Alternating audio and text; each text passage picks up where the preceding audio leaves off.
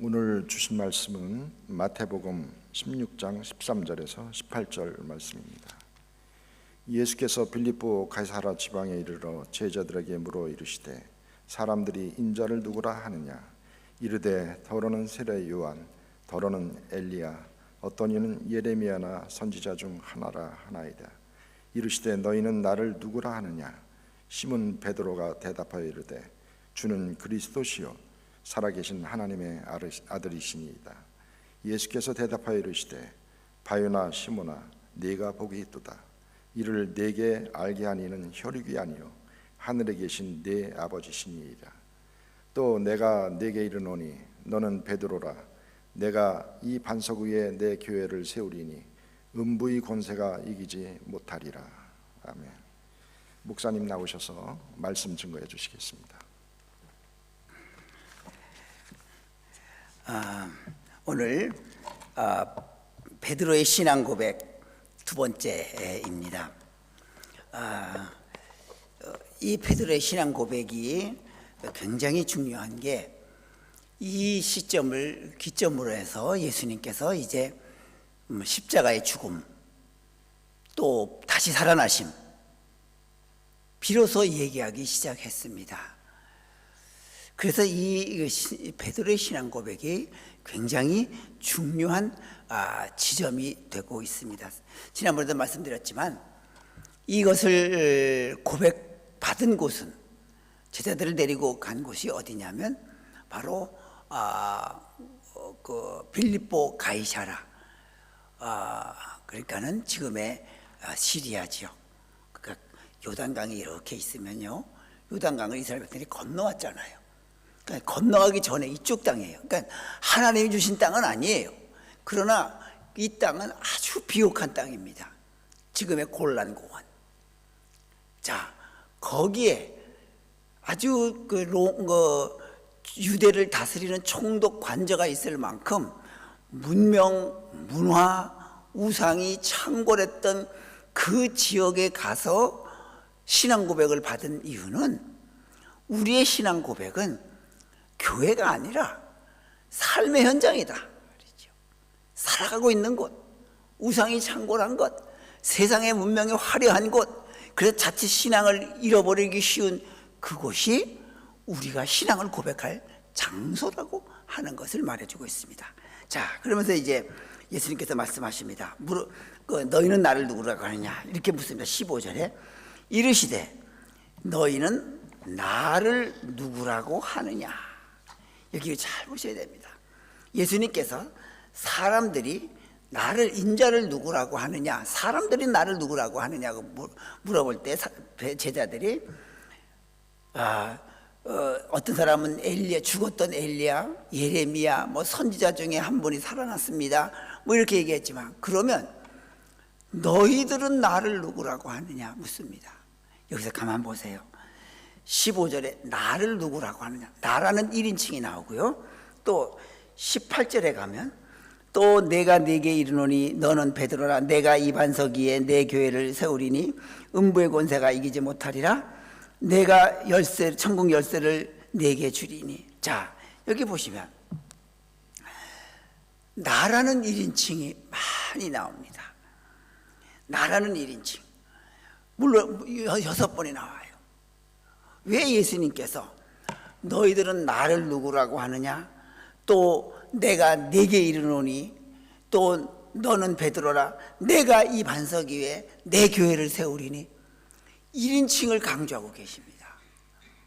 왜 예수님은 자기 자신을 강조하는 이 교회를 세우겠다고 하는데 왜 1인칭 나를 강조하고 계십니까? 그것은 바로 예수님께서 이제 교회가 세워져야 하는데 교회는 어떤 곳이어야 하는 것을 말해주고 있습니다. 어떤 곳입니까? 바로 교회라고 하는 것은 예수님 1인칭인 나, 곧 예수님만이 드러나야 하는 곳이 교회라고 하는 것이에요. 그래서 예수님께서 너희는 나를 누구라고 하느냐, 내가 네게 이르노니 내 교회를 세우리니 그랬습니다.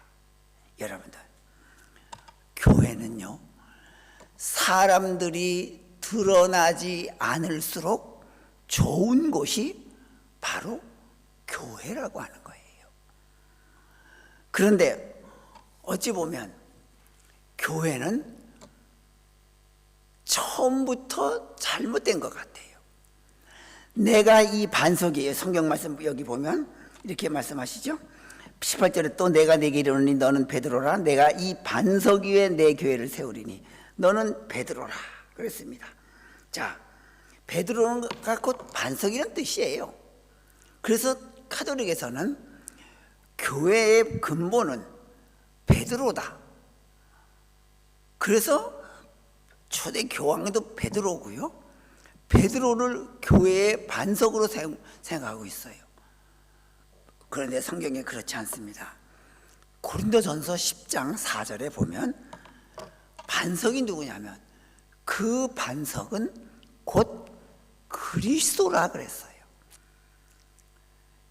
곧 예수님께서 반석 위에 교회를 세울 터인데 그 반석이 누구냐? 베드로가 아니라 그리스도 나다. 그래서 내가 내 반석 위에 교회를 세우겠다. 1인칭을 쓴 겁니다. 여러분들, 교회는 사람이 드러나지 않아야 하고 사람의 모습이 보여지지 않아야 하고 오직 예수 그리스도의 모습만이 드러나야 하는 것이 교회라고 하는 것을 봅니다. 그러게 이제부터 사랑하는 교회 여러분들, 우리 교회는 사람이 드러나서 안 됩니다. 목사가 드러나서도 아니 됩니다. 어떤 교회 하면 딱 뭐부터 생각나요? 어떤 목사, 이것도 잘못된 거죠. 어떤 교회 하면 예수님의 사랑, 예수님. 제가 살던 곳에 삼육병원 있었습니다. 삼육병원이 그게 지금 뭐죠? 안식교죠. 운영하는 데인데 거기는 토요일 날 쉬잖아요.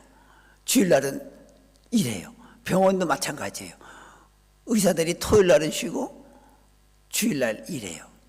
그런데 제가 인상이 뭐가 좋냐면 거기 이렇게 그 병원 들어가면 이제 뭐 주차권 끊고 받고 그러는 데 있는데 교회들이 거기 많이 입원하니까 가다 보면 뭘 느끼냐면 이 안식교 교회들은 이 주차권 끊는 데서부터 참 친절하다. 참 친절하다. 그 수백 대 수천 대 차들이 드나들 텐데도 그분들은 하나같이 밝은 얼굴로 감사합니다. 안녕히 가세요. 그렇게 인사하는 거 보고 딱 안식교 하면 뭐가 생각나냐면 안식교에 이제 공부하면 알겠지만 그 안식교를 세운 사람이 누군지도 생각도 안 나요. 오직 안식교 하면 참 사람들이 친절하다. 사랑이 많다. 그래서 만약에 내가 예수를 몰랐다면 나도 안식교를 가고 싶을 것 같다라는 그런 생각을 가져요. 우리 그래야 되지 않습니까?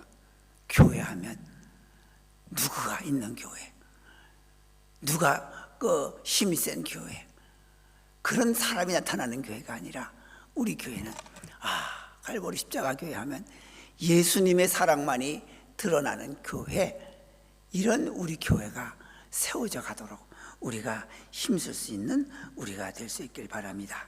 자, 그런데 또 예수님께서 말씀하십니다. 이렇게 말합니다. 15절에 너희는 나를 누구라고 하느냐. 처음에는 사람들은 3인칭을 썼어요. 사람들은 나를 누구라고 하느냐 물어봤어요. 그런데 이번에는 그 사람들이 나를 예레미야, 이사야, 선지자 중에 하나 그러는데, 그러면 그거 말고 너희들은 나를 누구라고 하느냐. 이번에는 3인칭에서 2인칭으로 넘어가죠. 너희들은 나를 누구라고 하느냐. 왜 2인칭으로 물었을까요? 바로 그거예요. 우리가 믿을 때 사람들이 어떻다고 말하는 그 하나님이 아니라, 물론 처음에 믿을 때 나는 모르니까 어머니로부터 배운 신앙, 아버지로부터 배운 신앙, 혹은 아내로부터 남편으로부터 배운 신앙을 가지고 믿을 수 있어요. 그런데 이제는 그 신앙이 아니라 너희들이 깨달은, 네가 직접 깨달은 하나님이 누구냐? 바로 이 친구로 너희들이 생각하란 말이죠. 내가 깨달은 하나님. 그래 내가 깨달은 하나님은 바로 성경의 이것이구나. 사람들이 믿는 그런 모습에서 이제는 더 성숙해서 내가 깨달은 하나님, 그 하나님을 믿으란 말이죠. 여러분들, 그 비틀즈의 유명한 멤버 4명이 있지만 그 중에 폴 맥카트니에게 그 사람 물었답니다. 비틀즈가 해체됐지만 언제부터 비틀즈가 해체되기 시작하였느냐라고 물어볼 때 폴 맥카트니가 대답을 했습니다. 1965년 여름에 우리가 잘 아는 그 비틀즈는 그 뉴욕 그 스타디움에서 5만여 명의 그 팬들을 모아놓고 굉장히 거대한 공연을 했어요. 그 당시에 1965년도니까 지금의 문명에 비해서는 한참, 아무리 미국이라도 한참 뒤졌을 거 아니에요. 사운드 시스템이라든지 모든 것이 뒤져 있을 때인데도 5만여 명의 팬들이 모여서 그 뉴욕 시립공원에서 공연을 합니다. 그러니 얼마나 아우성이었겠어요. 그러니 그들이 연주하는 곡은 그 팬들의 아우성에 묻혀가지고 제대로 들리지가 않는 거예요.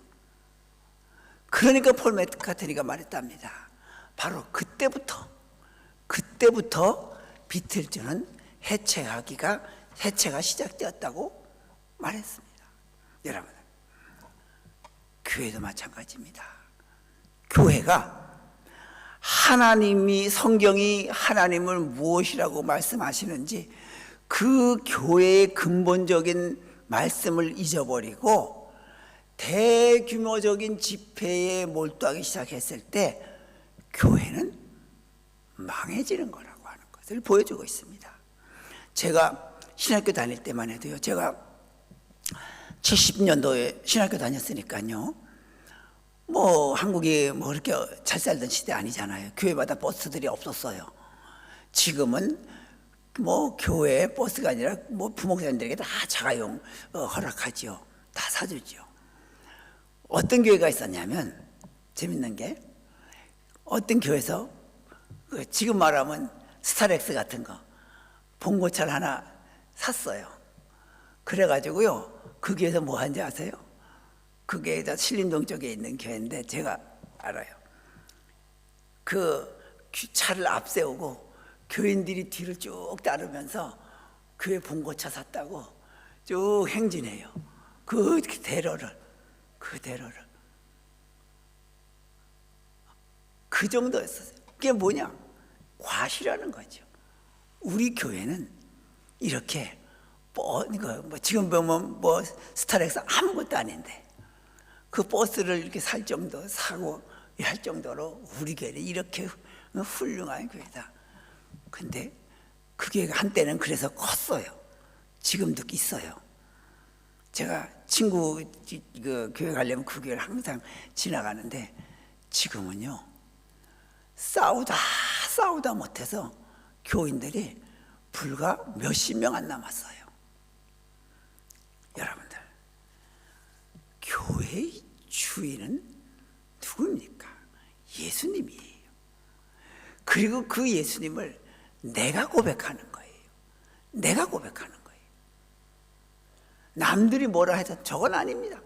성경이 말하는 예수님은 이런 분입니다라고 하는 거. 내 신앙 고백. 그래서 하나님의 말씀을 깨닫는 우리의 믿음. 하나님이 이런 하나님이시구나.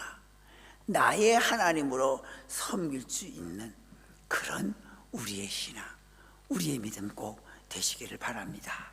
자, 그런데 이제 베드로가 말합니다. 주는 그리스도시요 살아계신 하나님의 아들입니다 하니까는, 그래 잘했다. 내가 이 반석 위에 베드로를 칭찬하면서 교회를 세울 것이라고 말을 했어요. 베드로가 주는 그리스도시요 16절에 살아계신 하나님의 아들이시니이다 고백했습니다. 그런데요, 여기서 또 뭘 볼 수 있냐면, 그런 훌륭한 신앙 고백을 했음에도 불구하고요, 23절에 가면 이렇게 성경이 표현합니다. 예수께서 돌이키시며 베드로에게 이르시되 사탄아 내 뒤로 물러가라. 베드로 보고요, 조금 전에는 그래 너는 참 훌륭한 신앙 고백을 했다, 베드로가 주는 그리스도시요 살아계신 하나님의 아들입니다 고백했기 때문에 칭찬했어요. 그런데 그 자리에서 조금 있다가 사탄아 내 뒤로 물러가라. 왜요? 예수님이 십자가에 죽으신다니까. 아닙니다, 예수님 죽으시면 안 됩니다 라고 예수님의 십자가를 부정했어요. 아직 믿음이 어리기 때문이죠. 금방 예수님은 베드로를 보고 칭찬했던 분이 사탄이라고 말을 합니다. 여기서 우리가 뭘 볼 수 있냐면요, 여러분들, 교회는요 항상 미완성이라고 하는 거예요. 미완성의 존재들이 모이는 곳이 교회라고 하는 것을 말해주고 있어요. 여러분들, 자, 이 땅에 완전한 그리스도인도 없고 완전한 교회도 없어요. 어떤 사람이 그래 나는 정말 교회다운 교회를 찾아서 갈 거야, 그래서 여기저기 정말 오늘은 이 교회 내일은 저 교회 계속 다녀봤습니다. 다 마음에 안 들어요. 그런데 어느 날 언뜻 갔더니 와, 이 교회는 정말 내가 원하던 교회예요. 선교도 하고 찬양도 하고 구제도 하고 봉사도 하고 내 마음에 쏙 드는 교회, 이게 진짜 교회다, 내 마음에 드는 교회다 딱 찾았어요. 그럼 그 사람 어떻게 해야 될까요? 그 사람은 그 교회에 등록하면 안 됩니다. 그 사람이 그 교회에 등록하는 순간 그 교회는 그때부터 흠집이 나기 시작하고 그때부터 갈등이 일어나고 그때부터 분열이 일어나기 시작하는 거예요. 이 세상에 완전한 그리스도인도 없지만 완벽한 그리스도인도 없어요. 교회도 없어요. 우리가 잘 아는 슈베트에는 교향곡이 9개가 있어요. 그런데 그 중에 딱 하나만 8번만 미완성 교향곡이에요. 다른 건 모두 1, 2, 3, 4악장으로 다 만들어졌는데 9개 교향 중에서 1, 2, 3, 6, 1, 2, 3, 4, 5, 6, 7, 8번 교향악만 미완성으로 1악장, 2악장밖에 만들지 못했어요. 일설에 의하면 뭐 설이 여러 가지죠. 그건 슈베트가 1, 2악장만 작곡하고 보니까 너무 아름다워서 굳이 3, 4악장까지 작곡할 필요가 없다, 그래서 작곡 안 했다는 얘기도 있고, 아니면 슈베트가 건망증이 있어서 깜빡 잊고 못 작곡했다, 3, 4악장은. 그런 데도 있지만 어느 건지 정확한 건지 모릅니다. 그런데 슈베트의 그 9개의 교향곡 중에서 제일 많이 연주되는 곳이 미완성 교향곡 8악장이에요. 여러분들, 그 참 미스터리지 않습니까? 미완성인 곡인데도 불구하고 음악가들이 제일 좋아하고 연주하기 좋아합니다. 여러분들, 그렇습니다. 어쩌면 우리도 미완성의 존재이기 때문에 하나님께서 우리를 더 은혜로 감싸주시고 좋아하시는 줄도 몰라요. 그렇기 때문에 우리는 완벽한 교회, 완벽한 그리스도인이 아니라 나는 부족한 그리스도인, 우리는 부족한 교회다 생각하고, 그럴 때일수록 뭘 더 의존해야 돼요? 은혜에 더 의존해야 되는 거예요. 자, 여러분들 한번 세 종류를 가만 보세요.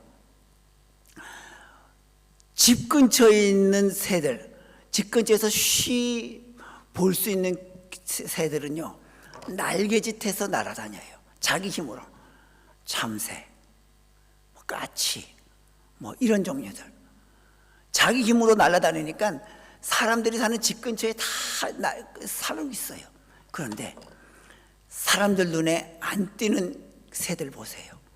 수백 킬로, 수천 킬로 철새가 돼서 날아가는 기러기, 높은 곳에 올라가 있는 매, 독수리, 그들은 자기 날개로 날개짓해서 그렇게 멀리 가나요?